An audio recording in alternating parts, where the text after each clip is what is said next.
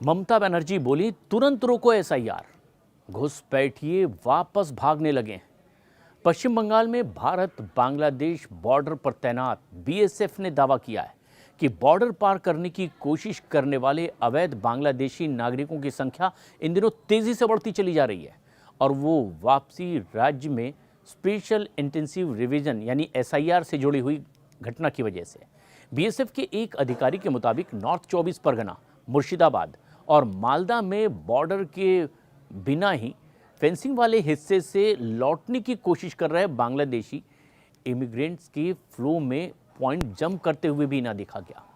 News agencies के हवाले से भी कुछ खबरें सामने आई है, जिसके मुताबिक बीएसएफ अधिकारी ने यह बताया है कि पहले ऐसे मामले मुश्किल से ही दिखाई दे रहे थे, लेकिन अब डबल डिजिट में आते दिखाई दे रहे हैं। अब यह आंकड़ा हर दिन लगातार बढ़ता चला जा रहा है। बॉर्डर पर तैनात बीएसएफ के जवानों ने कहा है कि चेक पोस्ट पर छोटे बैग और सामान लेकर के लोगों की लाइन दिखाई दे रही है, जो खुले आम ये मान रहे हैं कि वो बांग्लादेशी हैं और अवैध रूप से भारत में दाखिल हुए थे, जो बांग्लादेश में रह रहे थे और सालों पहले गैर कानूनी तरीके से वो इस बांग्लादेश में से भाग करके पश्चिम बंगाल में शरण लिए हुए थे। अवैध बांग्लादेशियों की अचानक बढ़ोतरी से बीएसएफ और स्टेट पुलिस पर भी प्रेशर बढ़ता जा रहा है, जिसे बॉर्डर से दोनों तरफ पकड़े गए व्यक्तियों का बायोमेट्रिक वेरिफिकेशन, पूछताछ और क्रिमिनल बैकग्राउंड चेक भी करना होगा। 9 राज्यों और 3 केंद्र शासित प्रदेशों के लगभग 51 करोड़ वोटरों में से 50 करोड़ 35 लाख से ज़्यादा लोगों को वोटर लिस्ट में चल रहे इसी स्पेशल इंटेंसिव रिवीजन यानी एसआईआर के तहत फॉर्म भी मिल गया है। यानी पश्चिम बंगाल में चुनाव से पहले ही मतदाता सूची के गहन रिवीजन का काम अब शुरू हो चुका है और इसी का असर ये देखा जा रहा है कि अवैध बांग्लादेशियों में अब भगदड़ मची हुई है। पश्चिम बंगाल में बरसों से रह रहे अवैध बांग्लादेशियों में इन दिनों अपने वतन लौटने की अब होड़ मची हुई है। बंगाल में आगामी चुनाव से पहले ही शुरू हुए इस वोटर लिस्ट रिवीजन यानी एसआईआर से खौफ में आ गए हैं ये घुसपैठिए। लोग अपने देश अब वापस लौट जाना चाहते हैं। कई बैग, सूटकेस और बोरियों में सामान समेट करके सैकड़ों की तादाद में बॉर्डर के पास इन लोगों की भीड़ देखी जा रही है कि किसी सूरत में अब वो पश्चिम बंगाल से भागकर वापस बांग्लादेश पहुंच जाएं। बांग्लादेश से ही लगे पश्चिम बंगाल की सीमा पर इन दिनों ऐसे लोगों की भीड़ दिन ब दिन बढ़ती चली जा रही है। बंगाल में बरसों से रह रहे हैं ऐसे अवैध बांग्लादेशी और अब इनकी ये होड़ बताती है कि आखिर ये किसी न किसी डर की वजह से तो जा ही रहे हैं। कई लोगों का कहना ये है कि उनके पास भारत में रहने का कोई रिकॉर्ड नहीं है, हालांकि पूरी सुविधाओं के साथ वो यहाँ पर रह रहे थे, लेकिन ऐसे में अगर कोई सरकारी कार्रवाई शुरू हो गई तो कहीं लेने के देने ना पड़ जाएं, इसीलिए भागकर वापस बांग्लादेश चले जाने में ही वो अपनी भलाई देख रहे हैं। यानी एसआईआर का असर ये हो रहा है कि प्रक्रिया शुरू होते ही अब पश्चिम बंगाल में कोने कोने से इसी तरह के घुसपैठिए बाहर निकल कर आ रहे हैं। बगैर उन्हें कुछ कहे वो खुद यहां से अब भाग जाने वाले और अगले साल होने वाले चुनाव से पहले मतदाता सूची के गहन रिवीजन का काम जैसे ही आगे बढ़ रहा है तो इसका असर भी दिखने लगा है। हालांकि इस पर सियासी बयानात भी आने लगे और ऐसे में पश्चिम बंगाल की मुख्यमंत्री ममता बनर्जी ने एक लेटर लिखा है चुनाव आयोग को, जिसमें उन्होंने कहा है कि तुरंत एसआईआर की ये प्रक्रिया रोक दी जाए। ऐसे में अब आरोप प्रत्यारोप की सियासत भी हो रही है कि जो अवैध रूप से रह रहे थे, जो घुसपैठिए थे, अगर वो खुद ब खुद इसी एसआईआर के डर से भाग खड़े हो रहे हैं तो इसमें ममता बनर्जी को दर्द क्यों हो रहा है। अवैध बांग्लादेशियों में अब भगदड़ मची हुई है। अपना सामान समेट कर चाहे गुपचुप तरीके से या फिर किसी भी सूरत में वो बस पश्चिम बंगाल छोड़ करके अब बांग्लादेश भाग जाना चाहते हैं। सैकड़ों लोग इसी इंतज़ार में अपने पूरे कुनबे के साथ वहां बैठे दिखाई दे रहे हैं। भारत बांग्लादेश सीमा पर उत्तर 24 परगना के स्वरूप नगर में चेकपोस्ट के पास अवैध बांग्लादेशियों की ऐसी एक बहुत भारी भीड़ देखी गई, जो पश्चिम बंगाल की राजधानी कोलकाता से करीब 80 किलोमीटर दूर इलाके में लोगों ने देखा कि कई लोग तो यहाँ 5 साल से, कुछ लोग 10 साल से भारत में रह रहे थे। कई लोग तो ऐसे भी हैं जिनका बचपन ही भारत में बीता। इनके पास वैसे कोई ऑफिशियल दस्तावेज पूछे जाने पर वो भारत का नहीं बता पाए।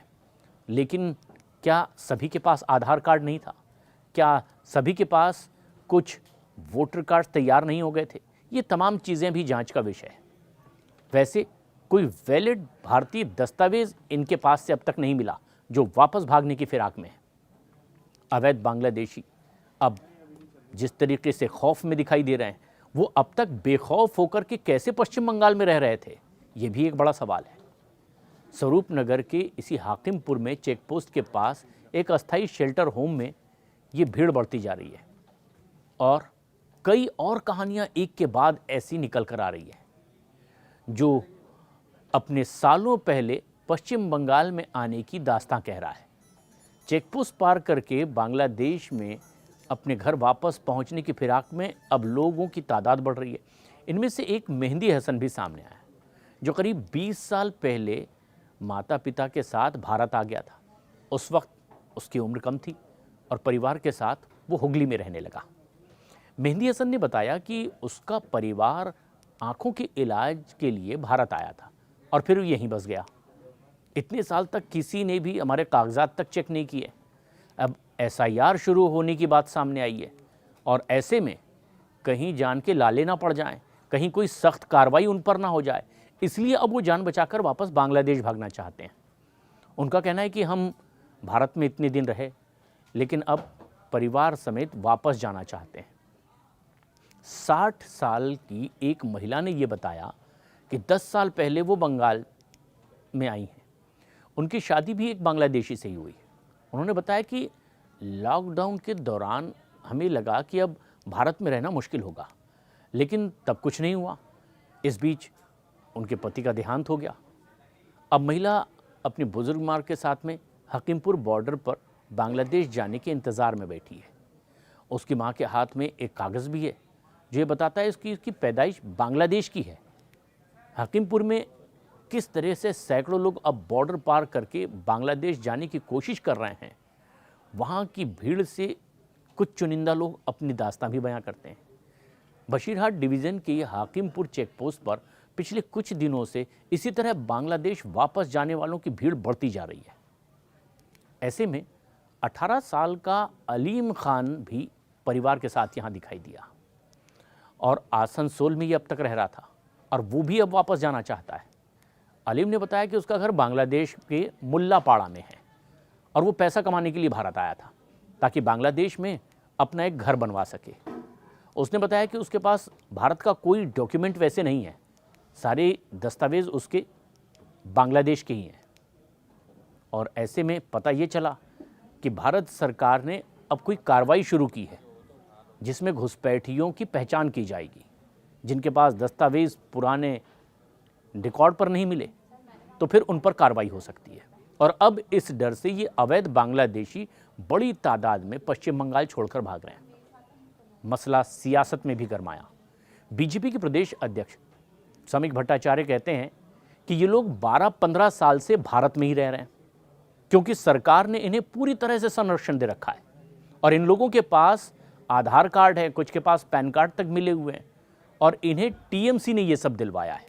यानी बीजेपी का आरोप कि अपने वोट बैंक के लिए ये इन घुसपैठियों का इस्तेमाल कर रहे थे।